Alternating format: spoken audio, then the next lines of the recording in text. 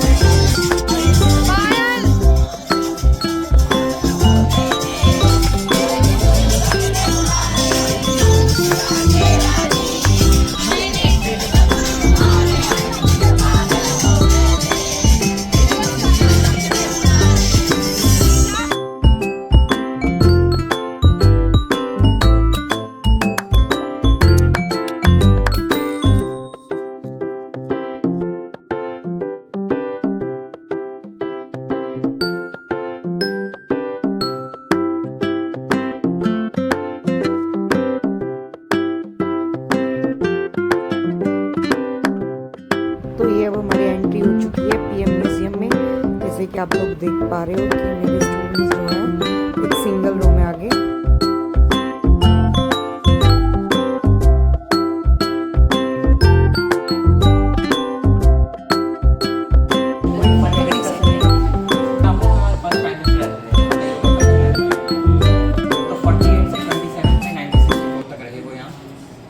उनकी डेथ हो गई।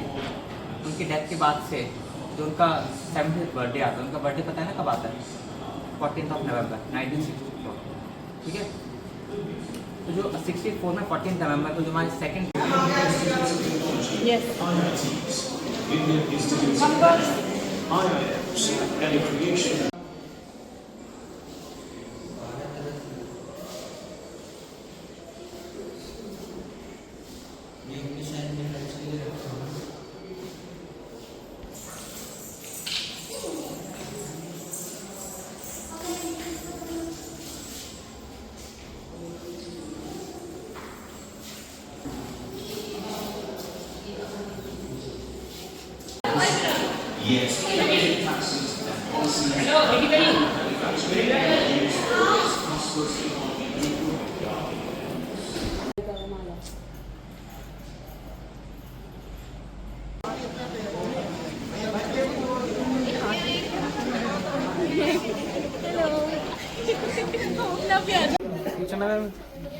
पेज 5 चाहिए मेरे फोटो।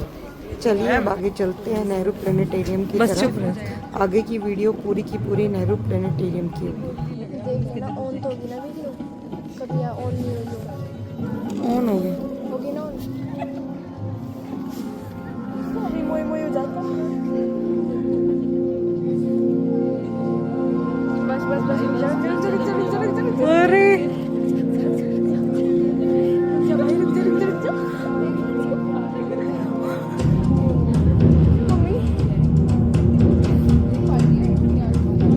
इंडिया में आ गए हम लोग। ये दिल्ली में दिल्ली में दिल्ली में दिल्ली में दिल्ली में इंडिया गुदगुदी हो रही है ना अपने को। ये आ गए। ऐसा लग रहा है पहुंचे नेहरू प्लेनेटेरियम। ओ अभी लग रहा है जैसे हम घूम रहे हैं। हाँ, लग रहा है हम लोग घूम रहे हैं।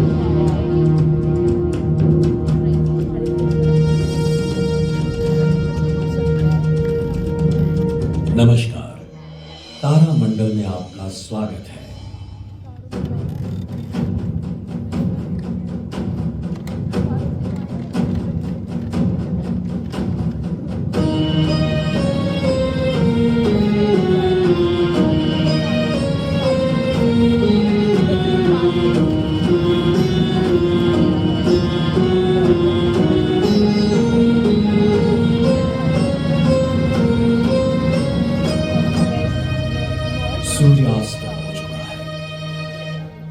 जैसे जैसे चारों ओर अंधेरा छा रहा है, वैसे वैसे हजारों तारे आसमान में चमकते हुए दिखाई देते हैं। रात्रि के सुंदर आसमान के सौंदर्य को इंसान कई सालों से देखता आ रहा है। इस वक्त रात के 9 बजे हैं। अब चांद भी साफ दिखाई दे रहा है, बिल्कुल उसके ऊपर के पहाड़, वादियां और समंदर के साथ।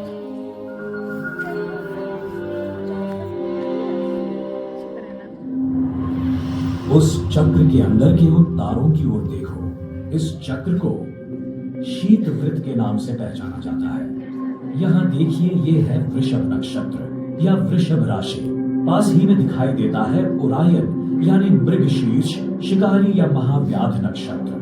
पास ही में उसका भरोसेमंद शिकारी साथी कैनिस मेजर यानी बृहलुब्धक, इसे श्वान भी कहते हैं। और वहां जो दिख रही है वो है मेष राशि। बृहलुब्धक के पास ही है कैनिस माइनर यानी कि छोटा श्वान। थोड़ी सी कल्पना शक्ति लगाकर अगर हम इन कंकालों में हाड़ मांस भर के देखें तो हमें ये संपूर्ण भाग प्राणी या योद्धाओं से भरा लगने लगेगा। वाह,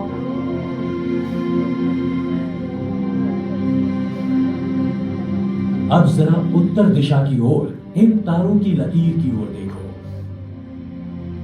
ये है सप्तर्षि।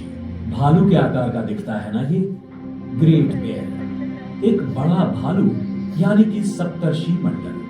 और उसके पहले 2 तारे, अगर हम उसकी सीधी लकीर में उत्तर दिशा में गए तो सामने ही है ध्रुव तारा, पोलारिस या ध्रुव तारा, उर्सा माइनर या लिटिल बेयर यानी छोटे भालू नक्षत्र का हिस्सा है।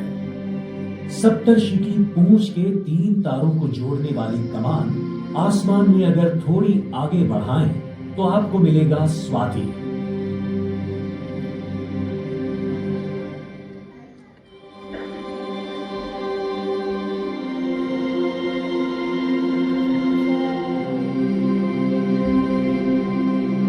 आर्कटूरस या स्वाति नक्षत्र में समाविष्ट है बूटेस या भूतक का तारापुंज। ये तारे एक साथ मिलकर सिंह जैसे दिखाई देते हैं। इनको कहते हैं सिंह राशि। और उससे पहले आता है कन्या नक्षत्र या कन्या। कन्या नक्षत्र में चमकने वाली वो शानदार चीज देखिए। वो एक तारा नहीं है, वो एक ग्रह है, शनि।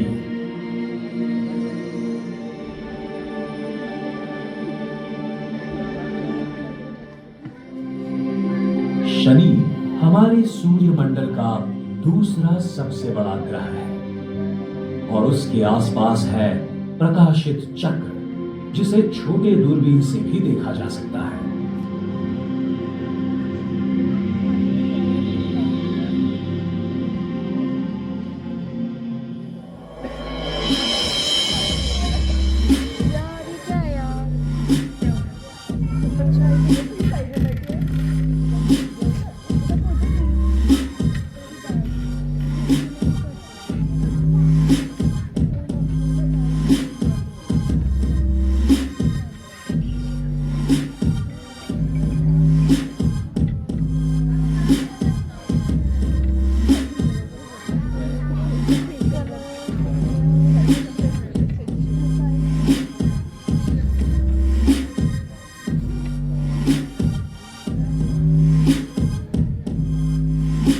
वॉयेजर अंतरिक्ष यान ने ये ढूंढ निकाला है कि ये प्रकाशित चक्र इस ग्रह के आसपास फिरने वाले बर्फ के छोटे छोटे टुकड़े, पत्थर और धूल से बना है।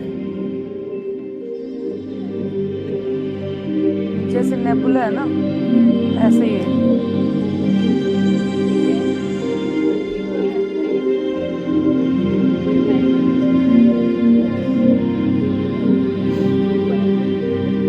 ये शनि अन्य 7 ग्रहों के साथ सूर्य के आसपास घूमता है।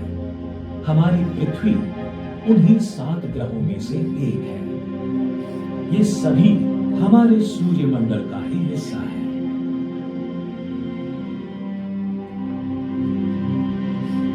हम आशा करते हैं कि आप अपने रोजमर्रा के व्यस्त जीवन में से थोड़ा सा वक्त निकालकर आकाश का निरीक्षण करेंगे और आज हमने जिन नक्षत्रों की सुंदर आकृतियां देखी, जिनसे हमारी पहचान हुई, उन्हें ढूंढने की कोशिश करेंगे।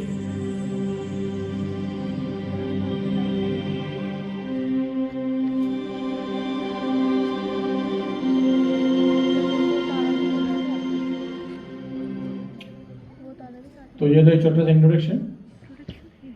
अब हम शुरू करते हैं हमारा main programme biography of universe.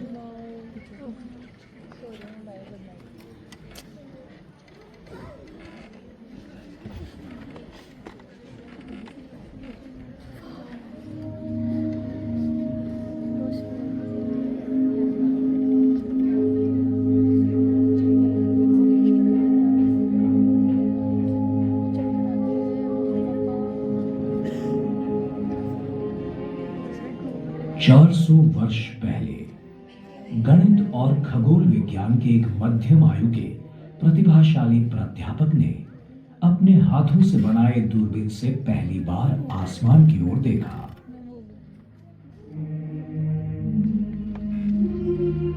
रात के उस आसमान को देखकर सभी लोगों की तरह गैलीलियो गैलीली ने भी आश्चर्य जताया।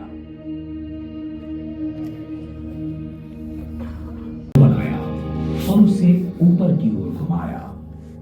क्या वो दूरबीन उन्हें विश्व की वो चीजें दिखा पाई जो खाली आंखें नहीं देख पाती? गैलीलियो पहले मनुष्य थे जिन्होंने चांद पर होने वाले पहाड़ों और गड्ढों को देखा। उनसे पहले लोगों का मानना था कि चांद एकदम सपाट है, पर गैलीलियो के दूरबीन ने स्पष्ट रूप से दिखा दिया कि उसकी सतह पृथ्वी की सतह जैसी है। जब उन्होंने अपनी दूरबीन बृहस्पति ग्रह की ओर घुमाई तो उसके चारों ओर चार छोटे तारों को देखकर वो हैरान हो गए। पहले उन्हें किसी ने नहीं देखा था। दूसरी रात तारों ने जगह बदल दी थी। फिर उन्होंने निष्कर्ष निकाला, जो सही था, कि वो तारे दरअसल बृहस्पति के आसपास चक्कर लगाने वाले चांद थे। लोग हमेशा आसमान में दिखने वाली उस रहस्यमय चमकीली रेखा को, उसका फीका सफेद रंग देखकर आश्चर्य जताते हैं, जिसे हम आकाशगंगा कहते हैं। वो क्या था? क्या गैलीलियो शायद ये ढूंढ निकाल सका? वो अनगिनत तारों से बनाया गया था, जो इतने फीके थे कि दूरबीन के बिना उन्हें देखना मुश्किल था। गैलीलियो को यह एहसास हुआ कि वो सूरज थे, बिल्कुल हमारे सूरज की तरह, पर काफी दूरी पर थे।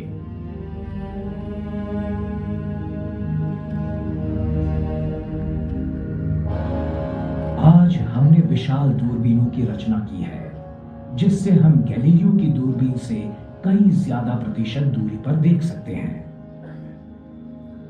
ये फोटो हमारे सबसे बेहतरीन दूरबीन से लिया गया है, पर यह पृथ्वी नहीं है। ये अंतराल है, जहां बादल, प्रदूषण या वातावरण दृश्य में बाधा नहीं डालता। यह है हबल स्पेस टेलीस्कोप। इससे हमने विश्व की कई विस्मयकारक चीजों को देखा है।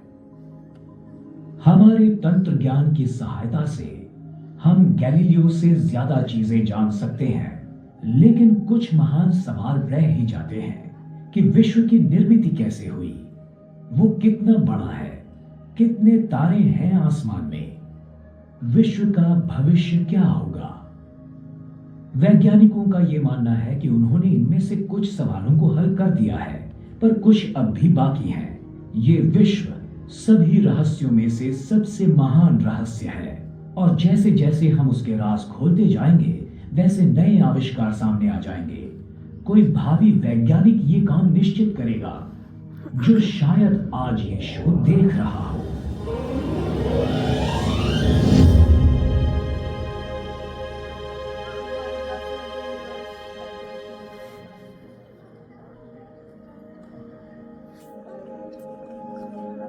आज के विज्ञान का अनुमान है कि विश्व की आयु लगभग 14 अरब वर्ष है।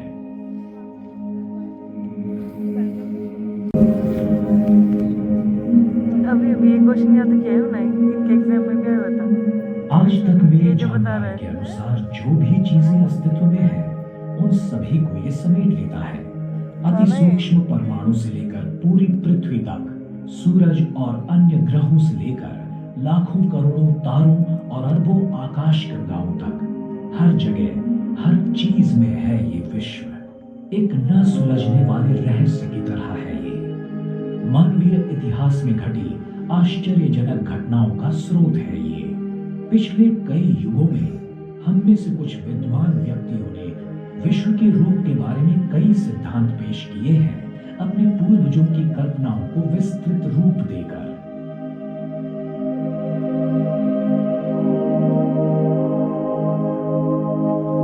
आज के विश्व की ये कहानी गतकाल के उन महान खगोल वैज्ञानिकों को शायद अजीब लगेगी, जैसे भारत के विश्वामित्र, ग्रीस के टॉलेमी, भारत के आर्यभट्ट, पोलैंड के कोपरनिकस और इटली के गैलीलियो।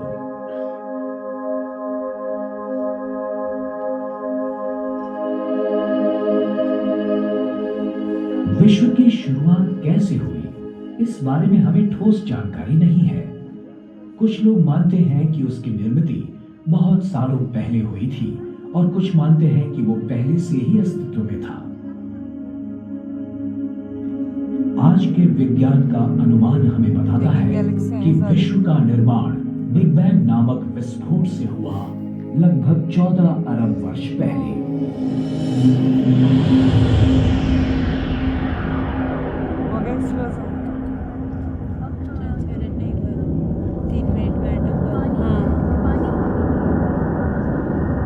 इस सिद्धांत के अनुसार विश्व का पूरा द्रव्य एक छोटी सी गोली के आकार की किसी वस्तु में केंद्रित हुआ होगा। अचानक किसी कारणवश उसमें धमाका हुआ और एक विश्व का निर्माण हुआ, जो भयंकर तप्त और बढ़ते हुए आकार का था, जो बाद में धीरे धीरे ठंडा हो गया।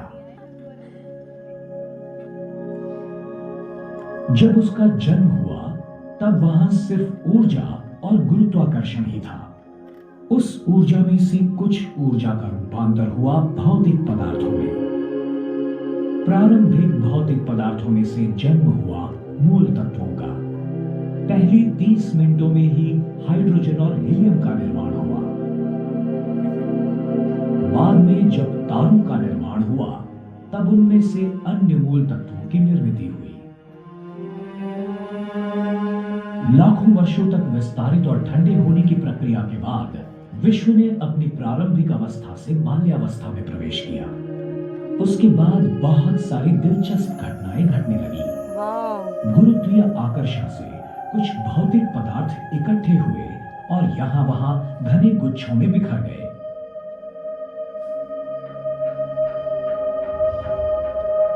ये वायु और धूल से भरे गुच्छे अंत में ढह गए और आकाश गंगाओं में बदल गए।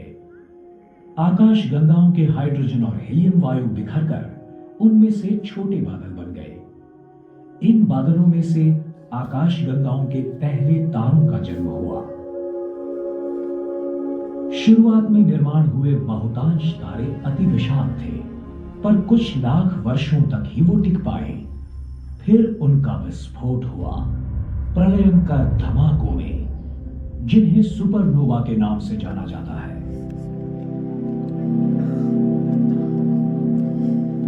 जीवन के लिए आवश्यक मूल तत्वों का निर्माण इन विशाल तारों के आंतरिक भाग में हुआ। जब उनका विस्फोट हुआ तब ये मूल तत्व आंतरतारकीय अवकाश की कड़ी शीतलता में फेंके गए। इन सुपरनोवा के विस्फोटों ने दूसरी पीढ़ी के तारों के निर्माण की प्रक्रिया की शुरुआत की।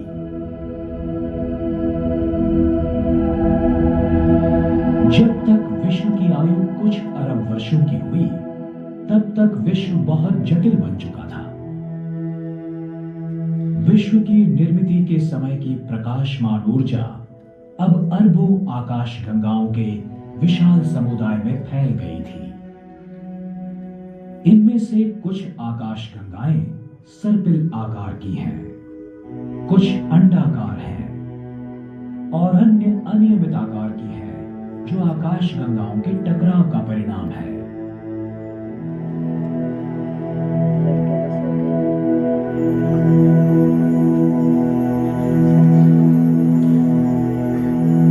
तारों की कई पीढ़ियों ने एक के बाद एक जन्म लिया।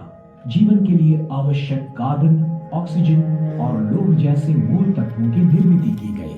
आकाशगंगाओं में से केवल एक ही है। हमारे इस आकाशगंगा का निर्माण अरबों वर्षों पहले एक बड़े धमाके के बाद हुआ, मतलब अंदाजन 13.2 अरब वर्ष पहले। उसके सबसे प्राचीन तारों की आयु अंदाजन 10 अरब वर्ष है और सबसे नए तारे कुछ करोड़ों वर्ष की आयु के हैं। वास्तव में छोटे तारों का जन्म हर दिन होते ही रहता है।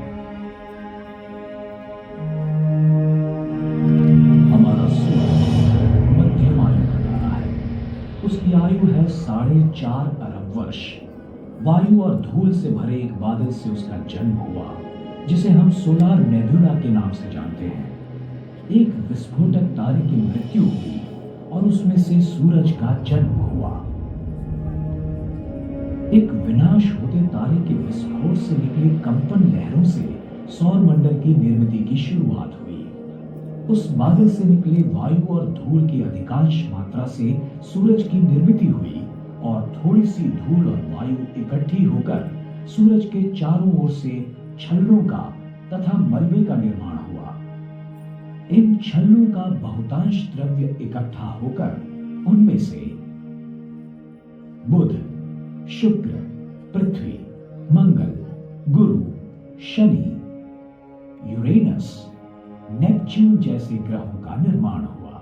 द्रव्य के कुछ बचे कणों से प्लूटो जैसे छोटे ग्रह, ग्रहिका और धूमकेतु बने। 8 ग्रहों में से तीसरा ग्रह पृथ्वी एक ऐसे क्षेत्र में स्थित है जहां जीवन विकसित हो सकता है। शुक्र की तरह वो सूरज से इतना भी नजदीक नहीं है जहां पानी उबलता रहता है, और वो इतना दूर भी नहीं है जहां पानी का बर्फ बन जाए, जैसे कि मंगल। पानी जल रूप में जीवन विकास के लिए और उत्क्रांति के लिए आवश्यक है। शुरुआत में पृथ्वी काफी तप्त थी।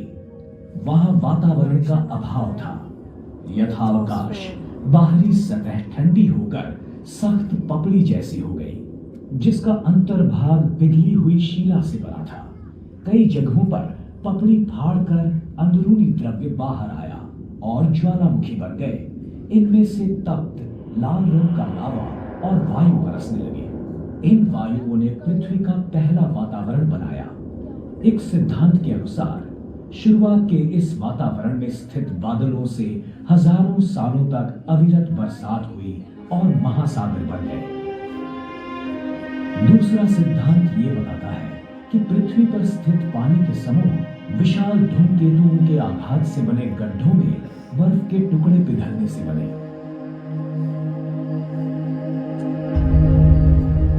अगर आप हमारे ग्रह का जन्म आसमान से देखते तो नजारा कुछ इस तरह का होता। तकरीबन 4.5 अरब वर्षों पहले सूर्यमंडल के घनीभूत होने की प्रक्रिया शुरू हुई। 2000 करोड़ वर्षों के बाद पृथ्वी का निर्माण हुआ। 3000 लाख वर्षों बाद पृथ्वी पर वातावरण और महासागर बन गए। फिर 5000 लाख वर्ष बीत गए और नीले हरे रंग के शैवाल के रूप में जीवन के आदिम रूप प्रकट हुए। 5000 लाख वर्ष और बीत गए और जीवाणु तथा वनस्पति अस्तित्व में आए। उसके बाद करोड़ों वर्षों की कालावधि के दरमियान अधिक से अधिक जटिल जीवों का निर्माण होता रहा, पहले समुद्र में और बाद में जमीन पर।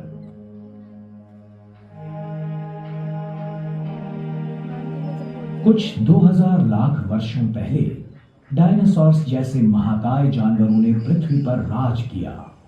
फिर 700 लाख वर्ष पहले एक बड़ी ग्रहिका के विस्फोट से पैदा हुए मौसमी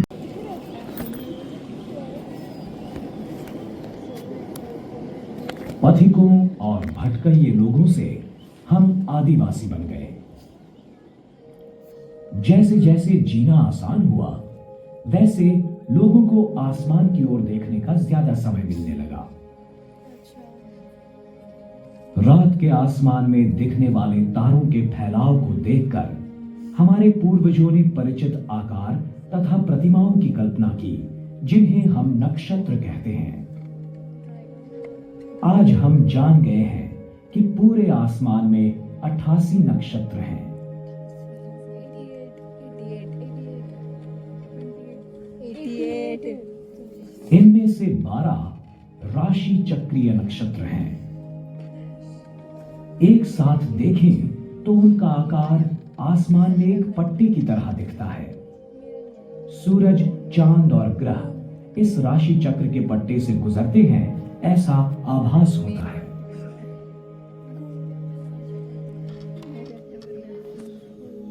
ठंड के दिनों में आसमान में सबसे सुस्पष्ट दिखने वाला नक्षत्र है आर्द्रा, ओरायन यानी शिकारी। थोड़ी सी पश्चिम की ओर है आकाशीय बैल यानी कि वृष, टॉरस, राशि चक्र का एक नक्षत्र। ऐसे लगता है कि यह बैल उस शिकारी पर हमला कर रहा हो।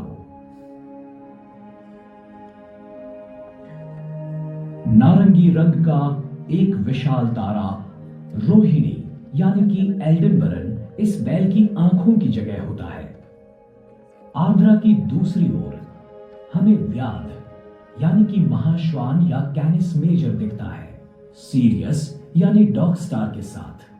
सीरियस आसमान का सबसे चमकदार तारा है और वहां ऊपर है पपी डॉग, कैनिस माइनर। हीमश्वान तारामंडल जो अपने चमकने वाले तारे प्रोसियन के साथ है। प्राचीन काल में मानव जंगली जानवरों के साथ रहते और उन्हीं को आसमान में देखते थे, जैसे कि भालू। तो वहां है बड़ा भालू, सप्तर्षि या अर्सा मेजर, और नजदीक है छोटा भालू, ध्रुव मत्स्य या अर्सा माइनर। जैसे कि हम देख रहे हैं, बड़े भालू के शरीर से 2 तारे सीधे छोटे भालू की पूंछ की ओर निशाना बनाए हुए हैं, जो है ध्रुव तारा यानी कि पोलरिस। उसी के ठीक ऊपर हमें दिख रहा है लोकप्रिय राशि नक्षत्र लियो यानी कि सिंह। उसके आगे के पंजे के पास है एक चमकीला तारा मघा यानी रेगुलस। ये दरअसल 4 तारे हैं और पूंछ के नजदीक है गैनेबोला जो एक जवान तारा है। दक्षिणी आसमान में हम देख सकते हैं एक प्राचीन जहाज को, नौका मंडल को, जो है आर्गो। हमने इस जहाज को 3 नक्षत्रों में बांट दिया है। इस प्राचीन जहाज के पाल को कहते हैं वेला, इसका पिछला हिस्सा पपीज और नौतल को कहते हैं करीना। करीना का अगस्ती यानी कैनपस इस आसमान का दूसरा चमकीला तारा है। अगस्ती का उपयोग नौका परिवहन में दिशा दर्शक के रूप में किया जाता है।